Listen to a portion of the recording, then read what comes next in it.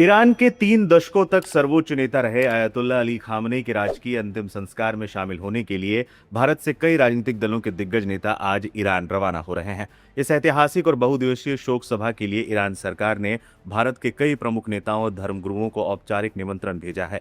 प्राप्त जानकारी के अनुसार कांग्रेस के वरिष्ठ नेता सलमान खुर्शीद और पीपुल्स डेमोक्रेटिक पार्टी यानी पीडीपी की प्रमुख महबूबा मुफ्ती आज शाम 4 बजे ईरान की महान एयर के एक विशेष उड़ान से तेहरान के लिए प्रस्थान करेंगे। ईरान सरकार ने कांग्रेस अध्यक्ष मल्लिकार्जुन खड़गे, पवन खेड़ा, बीजेपी नेता नितिन नवीन और मुख्तार अब्बास नकवी को भी आमंत्रित किया है। इनके अलावा महबूबा मुफ्ती के साथ जम्मू कश्मीर के 5 प्रमुख शिया धर्मगुरुओं को भी न्योता मिला है, जिनमें सांसद आगा सैयद रुहुल्ला और इमरान अंसारी शामिल हैं। वहीं भारत सरकार का आधिकारिक तौर पर प्रतिनिधित्व विदेश राज्य मंत्री पवित्रा मार्गरीटा और बिहार के राज्यपाल लेफ्टिनेंट जनरल सैयद अता हसनैन करेंगे। आपको बता दें, ईरान के राष्ट्रपति मसूद पेजेश्कियान ने खुद प्रधानमंत्री नरेंद्र मोदी से फोन पर बात कर उन्हें इस कार्यक्रम में शामिल होने के लिए आमंत्रित किया था, लेकिन 6 से 11 जुलाई तक इंडोनेशिया, ऑस्ट्रेलिया और न्यूजीलैंड की अपनी पूर्व निर्धारित यात्राओं के कारण प्रधानमंत्री मोदी इस अंतिम संस्कार में व्यक्तिगत रूप से शामिल नहीं हो सकेंगे। लेकिन सबसे बड़ा सवाल यह है कि खामनेई के निधन के 4 महीने बाद ये अंतिम संस्कार क्यों हो रहा है। दरअसल इसी साल 28 फरवरी 2026 को तेहरान में अमेरिका और इसराइल के एक संयुक्त हवाई हमले में खामनेई की मौत हो गई थी। उस वक्त युद्ध के हालात और गंभीर सुरक्षा चिंताओं के कारण अंतिम संस्कार को टाल दिया गया था और उनके पार्थिव शरीर को कोल्ड स्टोरेज में सुरक्षित रखा गया था। अब स्थिति सामान्य होने पर 4 जुलाई से 9 जुलाई के बीच बेहद कड़ी सुरक्षा व्यवस्था के बीच ये राजकीय अंतिम संस्कार आयोजित किया जा रहा है। अंतिम संस्कार का कार्यक्रम बेहद भव्य और विस्तृत है। 4 जुलाई से उनके पार्थिव शरीर को तेहरान के ग्रैंड मुसल्ला में अंतिम दर्शन के लिए रखा जाएगा। इसके बाद एक विशाल जुलूस के रूप में उनके पार्थिव शरीर को ईरान के पवित्र शहर कोम और फिर सीमा पार इराक के नजफ और करबला ले जाया जाएगा। अंत में 9 जुलाई को खामनेई को उनको जन्म स्थान मशहद स्थित इमाम रजा दरगाह में सुपुर्द खाक किया जाएगा। अतीत में अयतुल्ला खुमैनी और जनरल कासिम सुलेमानी के अंतिम संस्कार के दौरान भारी भीड़ की वजह से भगदड़ मच गई थी, जिसमें कई लोगों की जान चली गई थी। उस कड़वे अनुभव से सबक लेते हुए इस बार ईरानी प्रशासन इतिहास का सबसे बड़ा सुरक्षा अभियान चला रहा है, जिसमें आसमान से हेलीकॉप्टरों की पैनी नजर और जमीन पर कड़े भीड़ की प्रबंधन की व्यवस्था की गई है। ईरान के इस बड़े घटनाक्रम और मध्य पूर्व की बदलती राजनीति पर आपकी क्या राय है, हमें कॉमेंट बॉक्स में जरूर बताएं।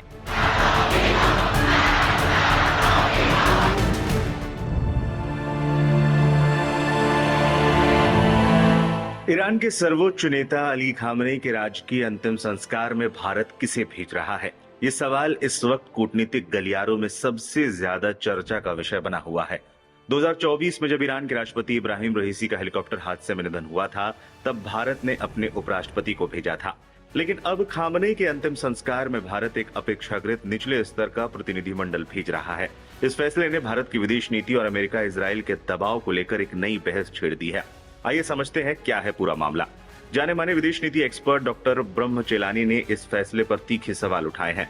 सोशल मीडिया प्लेटफॉर्म एक्स पर उन्होंने लिखा, 2024 में जब ईरान के राष्ट्रपति इब्राहिम रईसी की एक हेलीकॉप्टर हादसे में मौत हुई थी, तब भारत ने उनके अंतिम संस्कार में अपने उपराष्ट्रपति को भेजा था। लेकिन अब अली खामनेई, जिनकी अमेरिका और इजराइल द्वारा हत्या की बात कही गई है, कि अंतिम संस्कार में मोदी सरकार बहुत छोटे स्तर के प्रतिनिधि भेज रही है।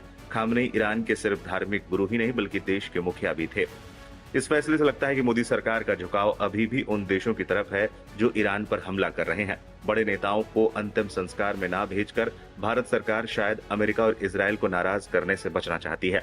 सरकार इस पर यह सफाई दे सकती है कि ईरान के साथ अपने पुराने रिश्तों का सम्मान कर रही है, लेकिन साथ ही कोई बड़ा ऐसा कदम उठाने से बच रही है जिससे अमेरिका और इजराइल के साथ उसके रिश्ते खराब हों। वहीं सरकार की आलोचना करने वालों का मानना है कि यह फैसला इस बात का सबूत है कि भारत अपनी ईरान नीति में अमेरिका और इजराइल का दबाव मान रहा है। आलोचकों का तर्क है कि भारत सरकार उच्च स्तरीय प्रतिनिधित्व भेजने से इसलिए बच रही है ताकि वो हमलावर देशों यानी अमेरिका और इजराइल को नाराज ना करे। यह फैसला इस बात का संकेत माना जा रहा है कि भारत अपनी ईरान नीति में पश्चिमी देशों का दबाव मान रहा है। भारत ने किसे भेजा है? अब सवाल यह है कि भारत की ओर से आखिर जा कौन रहा है। मीडिया रिपोर्ट्स के मुताबिक भारत सरकार ने विदेश राज्य मंत्री पवित्रा मार्गरीटा और बिहार के राज्यपाल लेफ्टिनेंट जनरल रिटायर्ड सैयद अता हसनैन को अंतिम संस्कार में शामिल होने के लिए चुना है। बताया जा रहा है कि प्रधानमंत्री नरेंद्र मोदी को भी निमंत्रण मिला था, लेकिन उनका जाना संभव नहीं हुआ। 3 करोड़ से ज्यादा लोग होंगे शामिल। इस बीच आपको ये बता दें कि अली खामनेई के जनाजे की तैयारियां ईरान में बहुत बड़े पैमाने पर की जा रही हैं। अनुमान है कि इस ऐतिहासिक जनाजे में करीब 3.5 करोड़ से ज्यादा लोग शामिल हो सकते हैं। आइए नजर डालते हैं जनाजे के पूरे कार्यक्रम पर। 3 से 6 जुलाई तेहरान में जनाजे की विदाई कार्यक्रम होंगे। 7 जुलाई पवित्र शहर कौम में मुख्य जुलूस जनाजा निकाला जाएगा। 8 जुलाई इसके बाद जनाजे को इराक के पवित्र शहर नजफ, करबला, कज़मैन और समारा ले जाया जाएगा। 9 जुलाई आखिर में शहर मशहद में अंतिम जुलूस जनाजा होगा और वहीं उन्हें सुपुर्द खाक किया जाएगा। ज़ायरीनों की भारी भीड़ को देखते हुए ईरान में अभूतपूर्व इंतजाम किए गए हैं। 1,65,000 पार्किंग लॉट्स बनाए गए हैं। मेहमानों के रुकने के लिए 10,000 स्कूल, 300 मजार और मस्जिदें खोली जा रही हैं। पूरे ईरान से 1 लाख कमेटियां और अंजुमनें अपनी सेवाएं दे रही हैं।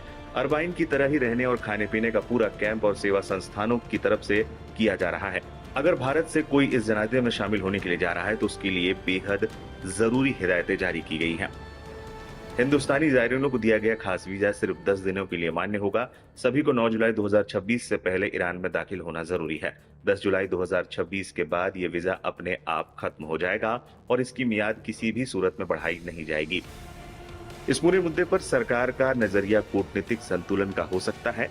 एक्सपर्ट्स का मानना है कि सरकार एक तरफ ईरान के साथ अपने ऐतिहासिक और रणनीतिक रिश्तों को सम्मान कर रही है, तो दूसरी तरफ ऐसा कोई हाई प्रोफाइल कदम उठाने से बच रही है जिससे अमेरिका और इजराइल के साथ उसके मजबूत और रणनीतिक संबंधों पर कोई आ जाए।